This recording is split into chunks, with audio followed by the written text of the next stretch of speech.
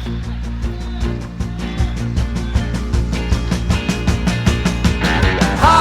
town, going down to hockey town, whoa, whoa.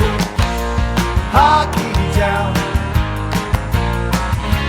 take me down to hockey town, yeah, yeah, yeah. Hello, hockey fans. The Minnesota Hockey Show is on the air. We got special guest, part 2, Mike McGraw. He's an amateur scout from the Midwest for the Boston Bruins, which is the #1 record team right now in the National Hockey League, and they continue to win games. So, Mike, welcome back. Thanks, Jerry. So, on this part, let's talk a little bit some of the draft picks that I saw in Central Scouting, some of the Minnesota kids, and what you think of some of them. First of all, like we talked on the last show, some of these kids that more than normal left high school their senior year, played juniors. And I'll tell you, I mean, when seeing them play out in the Fall Classic in Pittsburgh, they belong. But I still wish they would come back. Like Moorhead had 4 kids, 1 in the development team and then 3 out there in the USHL. Mm-hmm. And if those 4 came back, I would probably had Moorhead #1 in the state. And then Chaska losing a lot of players different ways and stuff like that. So there's about 2 or 3 teams that it really hurt. But it is what it is. Yep. So what do you think about? Kids leaving? Yep. Well, in some respects, it's good if a young player doesn't have, a high school kid doesn't have a good supporting cast on his team, or they're not playing a real competitive schedule, maybe it is good for him to go.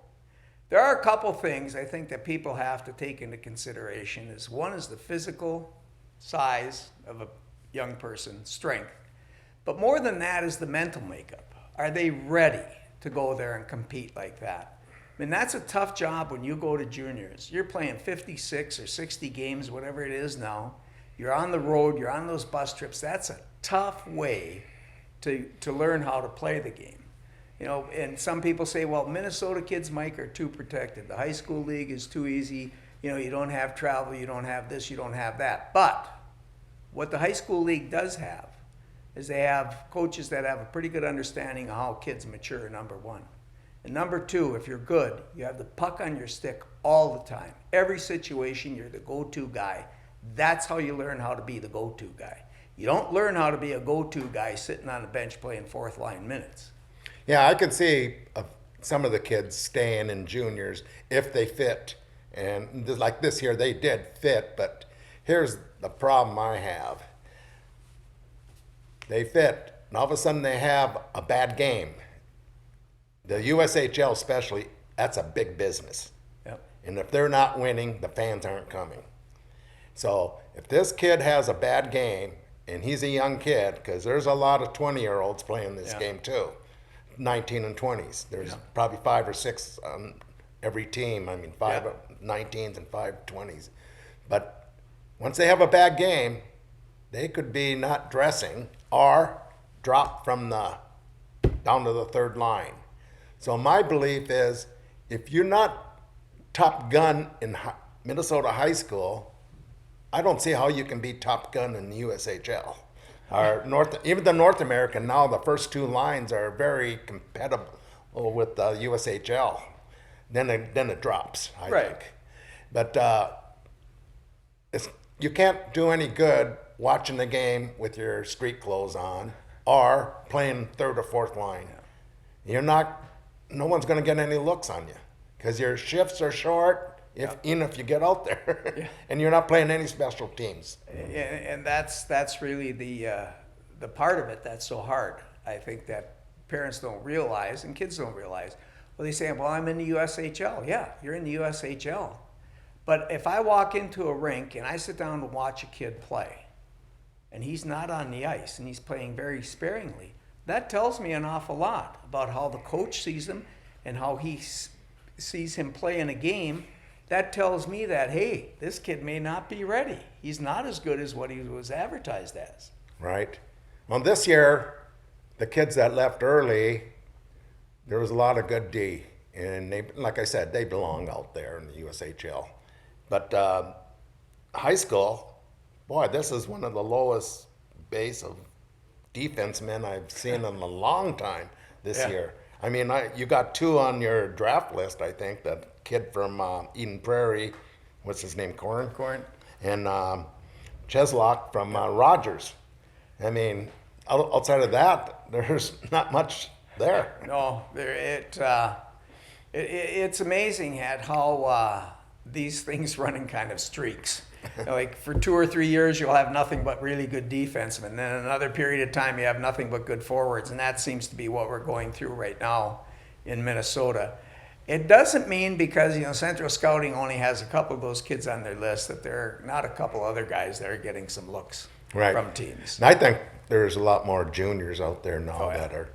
that are coming up and next Next year's class, to me, really seems like it's going to be a good class overall. There's some really talented And there's kids. a lot of good forwards in high school right now. And this goal, like, I think all 3 forwards for Andover are on the Central Scouting list. And Conway, Thornton, and Casey. So, I mean, but that's a team that won the state tournament last year. And it's kind of funny that they come back to win another one. Usually when someone wins a state tournament, what do I have to show now? And, and then they have to replace the goalie and almost all their D. I mean, so that's where when they have a problem is the back end this year, and they only have that one line.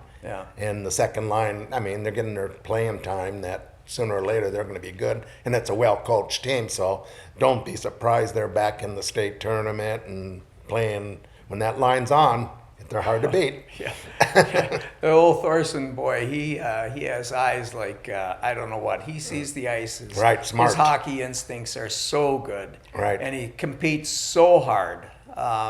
You can't beat him with one guy. You need 2 to kind of, first guy to kind of slow him down, and the second guy to take him off the puck. Otherwise, you go one-on-one with him, he's going to beat you 99 times out of 100. So. Yeah, and then there's a lot high school hockey now. In Minnesota, it's changing. It's so much just Twin Cities hockey now, where the outskirts, you go up to northern Minnesota on east or west side. I mean, we got Hermantown, and East can compete this year, but Moorhead a little bit. But it's Road. Yeah, I mean, 2A teams compete with all the double A teams, I think. Oh yeah. And it's just crazy to me what's going on. And one thing I noticed from just 20 years, that a lot of these high school kids in the cities, they're working out, they're getting skating coaches, shooting coaches all year round. And you almost have to do that right now. You don't have to play hockey all year round, but you gotta be training all year round. One of those things, or all of them. Yeah, and the personal trainer aspect of it that they're doing in the metropolitan area certainly gives those kids a jump, like you said. They get the best, coaching. But reverse of that is this. They teach them all the physical skills. Shoot the puck, how to skate. But they aren't teaching them about the game. What you learn in pickup hockey and pond hockey and, the riverboat skaters, the rink rats, that's where I think you really develop a lot of your intellect for the game of hockey. Like kids down there, they can skate. They can go up and down the rink 1,000,000 miles an hour. They can handle the puck. They can go through anything, but they can't make they don't see it. They can't see a 2-on-1. They can't see a give and go. Kids don't even have any idea what a give and go is anymore.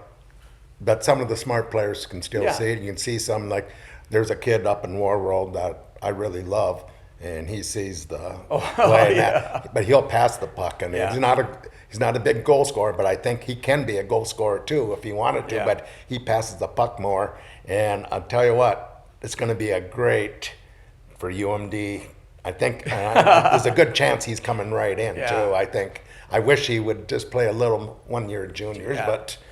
It is what it is, but I think he can start and look good the first year. This little Steve's kid, he's got 17 goals, I think, already. It's amazing. Yeah, it is. I mean, it's funny. And you look at the kid, just take War Road, for example. Small town, small number of kids. But what do those kids do all the time? They're all playing shinny. Right. They're all playing shinny all the Right. time. And that's why they're so good in a high school game, because their intellect is so good. They can see things. They can see a 2-on-1. They can know when to fire a stretch pass or go back to their partner. Where you'll see kids like in the cities that don't have that intellect, they're always going for the stretch pass when it's a bad play. That's another thing. Why aren't these kids out in the rinks developing their game better? They go to practice, then they go do other stuff, you know. Yeah. And the last time I really seen, I mean, I'm not saying kids don't do it. There's a few, but I can just look back 10 years ago when Duluth East, Olsen and Toninato and Randolph, after practice, they'd go on the outside rink until they get kicked off. Yeah. You know, and that's the way it has to be. And just like I was talking to Mike Randolph, the coach of St. Thomas Academy now, when they're playing Hermantown, and he was telling me that he talked to all the parents at St. Thomas, and he said, my kid was so underweight, so weak, he couldn't shoot the puck, lousy skater. All of a sudden, he went to training and everything. Every day he would be training, at least one of them or all of them. Yeah. And he says he turned out to be the top scorer in the USHL. Yeah. Just because of that work and the love of the game he had. And he became very smart on the ice. He had the smarts. I don't know if it was genetically or if the boy developed them on his own, but he had the smarts. He was a really, really smart high school player and a very smart college player. Right. But I mean, he was gifted in that area, and that's the difference where you see one kid that is smart, has intellect, not the biggest, not the fastest, but very smart. And then you see another kid that can just fly up and down the rink and has good physical skills. Now, which one of those two kids is going to go the farthest? Now, is it intellect and a combination of skills that's going to take him, or is it just the skills that'll take him? And where is he going to end up? For me, I'm partial. I like the kids that can think because they can adapt. And another part of the game, I mean, I just don't, most of these kids, I don't know if they're scared or they're just too weak to think of going to the net, but throw pucks and bodies to the net, they just don't do that no more. Everything's outside on the perimeter, and that's why no one can score 5-on-5. Yeah. Well, I agree with you. I watch a kid come down the slot and passes the puck out of the slot. I mean, what's the sense of that? You can't be a player, you can't be very smart and do that. You fight so hard to get the puck into that area, and you got to feed the slot. The traffic is where you score. These guys, they develop a shot and they can pick the corner from 35 feet or 40 feet. How many chances do you get in a game where you have that much time to get your shot off and get it through traffic? Goals are scored from in tight now. Right. So, high school kids, listen to Coach Mike and Scout Mike. I mean, you gotta practice and you gotta learn the game. I mean, it's more than just skating. Yeah. But you gotta be a good skater. You gotta be a good shooter. You gotta do everything. Yeah. Nowadays, and you might not make it to the pros, but if you're a good skater, skilled, smart, strong, you can play D1 hockey, and then your opportunity is still there. You look at it, even D3 now is Yep. really getting to be very competitive, good hockey. But you talk about skating. I always relate it to like being a track guy. If you're running a 100-yard dash and your best time is 10.2 and everybody else is running 9.9, you aren't going to win many. Right. So you have to have something in your bag that's going to make up for that little bit of difference. And that's where the intellect comes in for me. Right. And then coaches can teach the special teams and all Yes. that, And everybody has and their you're own not wrinkle. and you're not going to be on special teams if you Yeah. don't have your game together. So in Minnesota hockey, let's just talk about up north. It's sad. We got War Road, Hermantown, Duluth East a little bit. Grand Moorhead Rapids, is in Moorhead. the middle. Rapids, I think, Well, they're if they kinda up and down, take but- their goalie away, I think that they don't have no offense, and that's strange to me too. Yeah. All the players that Yeah. but it is what it is right now. What can change the game up north? Well, I think first off, you have to look at the size of the schools and the school body and how many kids they have, how many athletes there are in a school up here. You know, in some of the Class A schools down there are 1,200 kids. Yeah. And so they have a bigger pool of athletes to draw from. I think that's number one. And no matter how hard you work at it, you really can't make up for the lack of numbers. Second thing is, I think that the kids here have to realize that if we want to be good, we got to compete. We just can't complain. Parents, if you want to have your son have a chance, you want your high school team to have a chance, your back group has to change their whole philosophy on how they do this. You need to get involved. You need to help the kids understand where they're at, and especially the competitive part of it. You know, kids up here aren't any worse than the kids down in the city, but they don't have the competitive edge that kids in the city have. I mean, kids have to compete hard in classrooms down there to get any kind of grades because of the size of the school. Mm-hmm. They have to compete like heck to be able to get on any kind of a sports team down there. And I think that that's a big difference. Parents compete a lot harder in what their jobs are down there.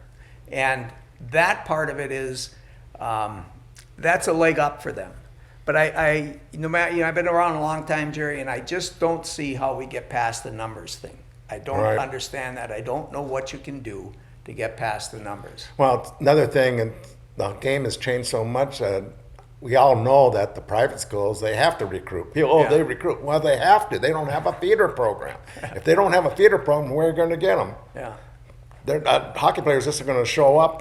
Well, some of them will. I mean, they want to be at that school, and the parent from the good school for education and that. But if you want star players, they have to be out there. The alumni are always talking, I guess. Well, yeah, I think the alumni. But the public schools are starting to do this too, so I don't understand. And I don't know why the state high school league puts a stop to that. And where you can have, it's going to be down to 20 teams, and that's it. Yeah. And that can compete. Well, the state high school league, I don't know how they enforce it. There are some things they could do if they chose to do them, but the part about recruiting for private schools down in the city, they all recruit, yes. I mean, they all have a recruiter that goes to all the, like Hillmurray, all has a recruiter, or Cretin-Durham Hall. They go to the elementary schools, go to St. Pascal's and St. James and wherever, but they're talking about the kids coming into school, just coming to school, not so much as an athlete. Right. But while they're there, they just might mention, the hockey have a great hockey program. But the biggest recruiters in the cities, the biggest recruiters are the parents, the alumni parents, the parents that are on the team. They're the ones that are bending their neighbor's ear to get their kids to come there and follow them. And I don't know how you govern that. I mean, there has to be something they have to do. I mean, they got to change something because it's getting out of hand, I think. Well, all the transfer, you can transfer this if you move a house. Well, look at college. Yeah. What are they doing? They trying to wreck the game? Wait a minute. Kids, they signed a contract that they committed to this school, and the school's giving you so much money, and if you do better, we'll give you more money the next year and next year or whatever. And then all of a sudden, I didn't get enough playing time. I think I'll go try this school. Yeah. Right away, basically, your career's done after whatever, your college, because people don't want to see people that quit like that. Well, I think that's what the colleges are doing with that open transfer portal or whatever they're calling it. Yeah. They're giving the kids the idea that, hey, if it doesn't work out for you, there's always another spot for you to go. You don't have to persevere. You don't have to figure out how you get better. You don't have to dedicate yourself more or whatever it is. You just hit the door and go over to Johnny's place and play with him. And then when it doesn't work out there, you go over to Freddie's place and play with him. How can you get any chemistry if you come in and you don't even know your players, and then the coaches have to figure where to put you and who's going to be your pair up in defense or whatever, It just, to me, it's just crazy. Well, I think that, it's young in this, that transfer portal idea is young, so it's really hard to evaluate. But I think the teams, you'll find in years to come, the teams that hold on to 17, 18, 19 players a year, or 20 players a year, and they can carry 23 or 25, whatever the school chooses, that those teams are going to be the programs that are successful because they're going to be able to build the chemistry. They're going to have the kids there that understand the philosophy of how you win at that school, what it takes, all of those things. And the guy coming in It'd be maybe like the NHL trade deadline, like Horvat just went to the New York Islanders. Right. They're hoping that he's going to save the season for Right. them, you know, the big goal scorer. Right. That's where it may help at the college level. But it's not going to teach them that you need to persevere and you need to work hard and you need to do what you need to do to be a good teammate, whatever that is. Because it's just too easy to say, see you, coach. I'm going over to play for Freddie. Yeah, and I just don't see how that can work. But another problem, because of the transfer portal, that how many of these players that committed to these schools and they were supposed to come in, now because a player got transferred over, we don't need you this year now. Yeah. And their mindset is all there. Yeah. And it's like, wait a minute, what happened? You know? Yeah. Who am I? You know? I mean, That's a difficult situation, yeah. both for coaches, but most difficult for the players that get caught in that. Okay, back to your scouting days. Who is the number one player in Boston or Anaheim that you got from Minnesota, you think, Well, that you drafted? we haven't taken many. To be Lately- honest with you. lately, Yeah, I know. Lately we haven't. You know, trying to remember his name from Rochester. The defenseman played at Mayo and then went to the U.S. program and played there. His dad was big in hockey. Oh, yeah. His father was a doctor. Right. I skip mind blank, but you know he was probably the biggest. You know, we did draft a goaltender out of Thief River Falls Okay. 8-9 years ago, and he did well. The He's one that still went in to a North major- Dakota yeah, on that, went yeah. from- yeah, Zane. And so, you know, we haven't taken a lot. You know, we've signed a few free agents like Karsten Kuhlman, Okay, you know, yeah. but we seem to be doing better with those types of players than the really big name players out of So, this area. is there a lot of free agents in college? Yeah, there are. And is it? At some schools. Others, everybody is drafted. Do you? Oh yeah, like I was just at the Michigan Minnesota series. Everybody's drafted. There's 25 draft picks already, and there's going to be at least five more that young players. Yeah. That this is their draft year. Yeah. And Yeah. I guess what is the rule on drafting though? Can you what's the cutoff date? Well, let's see. When you turn your year, you turn 18 between September 16th. Like this year, it'll be between September 16th of 2004 and the September 15th of Okay, September 15th. 15th. So that's the cutoff. Right. And the reason for that is a long time ago, in order to sign a contract, you had to be 18 years old, and training camps were then. So that's why there's that odd date of September 15th. Okay. So, so some kids are a year behind and some are a year early, really. Yeah. They're only a junior in high school. Right. And they get, like, there's a kid probably will be drafted, Teddy Thompson from EP. Yeah. So he's a junior. Yeah. But he's going in to this be year's drafted. draft. Yeah, and he's young and Yeah.